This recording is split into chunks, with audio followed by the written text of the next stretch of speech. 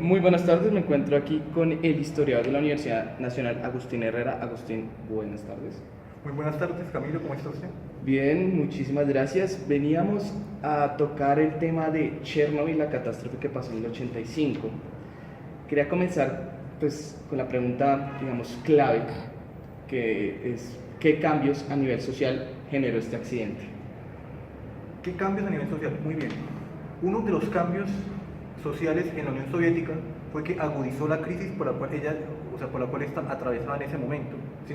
Fue un desastre ambiental que puso en entredicho el papel de la Unión Soviética como defensor de las ideas socialistas, ¿sí? Y en parte del medio ambiente, porque eso se generó gracias a sus proyectos implícitamente capitalistas, ¿sí? Como lo fue instalar varios reactores nucleares, no solo en el territorio de la antigua Unión Soviética, sino también en territorios de Europa Oriental y el norte de Asia, ¿sí? Que fueron reactores nucleares que durante toda la existencia de la Unión Soviética, especialmente durante el tiempo de la Guerra Fría, o sea, atentaban gravemente contra la seguridad de los estados, ¿sí? Y también contra la seguridad social y humana de las personas a nivel global.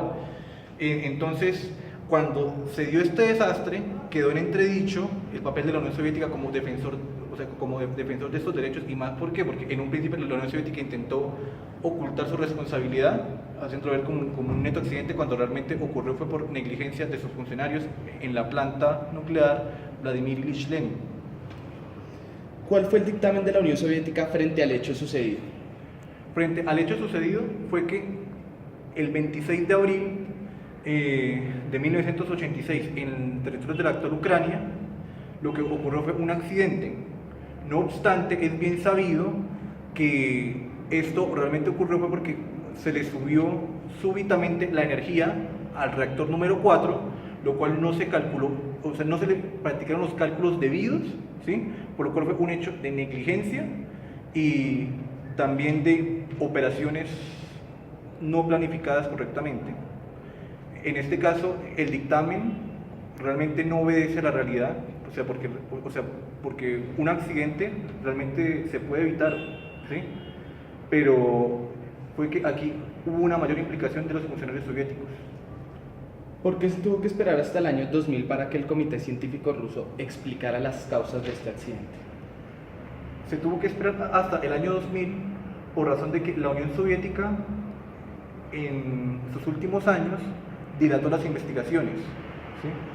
Eso se entiende por razón de que en ese momento estaba en la perestroika, estaba bajo la dirección de Mikhail Gorbachev, que en ese momento estaba empeñado en proyectar una buena imagen hacia Occidente. Se estaba hablando de la transición a la democracia en el Estado soviético, posteriormente en las repúblicas postsoviéticas. Entonces, por esa razón se tuvieron que dilatar las investigaciones hasta que, por fin, 14 años después, en el año 2000, la Federación Rusa salió a aclarar los acontecimientos, en donde tuvo que reconocer que efectivamente hubo negligencia por parte de sus funcionarios. No se realizaron los estudios pertinentes antes de las operaciones nucleares que se realizaron el día 26 de abril del 86, al tiempo que se pudo descubrir que los oficiales no introdujeron las cargas adecuadas. Muchas de esas cargas muchos de los elementos a los cuales se les introdujo en el reactor número 4 era ya material disfuncional, algo que ya había sido reconocido por varios estudios que se lo habían practicado antes al material que estaba en la planta. ¿Qué significó Chernobyl en la Guerra Fría? Chernobyl significó en la Guerra Fría otro de los golpes que recibió la Unión Soviética en sus últimos años, ¿sí? La Unión Soviética, como el resto de países que en ese momento están empeñados en proliferar una opinión estadounidense, incluso por lo que había pasado en Hiroshima y Nagasaki, o sea, tuvieron que bajarle los contenidos a estas acusaciones. ¿Por qué? Porque sucede que el material nuclear que salió de este accidente superaba 500 veces al material nuclear que se escapó de Hiroshima y Nagasaki, aunque nada más murieron 31 personas.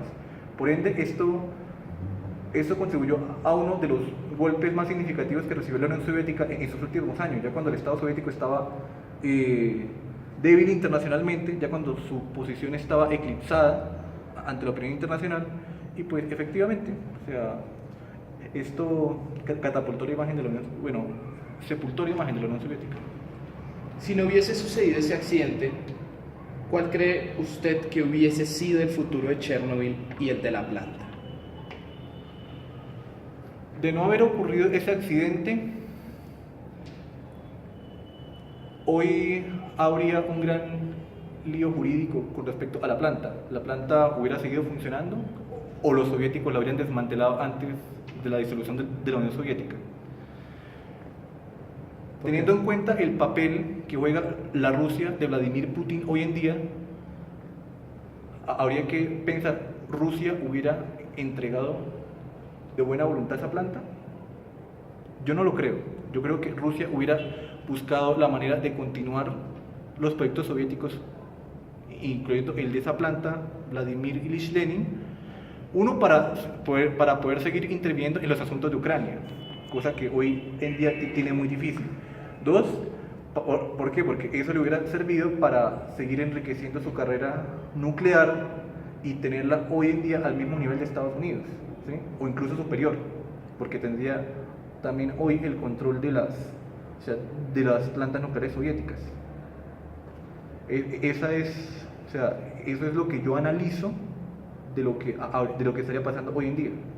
O sea, Rusia estaría perfectamente peleando su derecho a esa planta, y detenerla, pues seguiría con sus proyectos nucleares. O sea, con el afán de revivir el juego geopolítico que dejó a un lado la Unión Soviética, porque un material nuclear puede perfectamente ser un factor disuasivo para llevar a cabo una confrontación geopolítica, que es lo que vemos que hoy en día se está volviendo a revivir, tanto en Europa Oriental como en el Asia Menor. Muchísimas gracias por el tiempo de la entrevista, Agustín. Listo.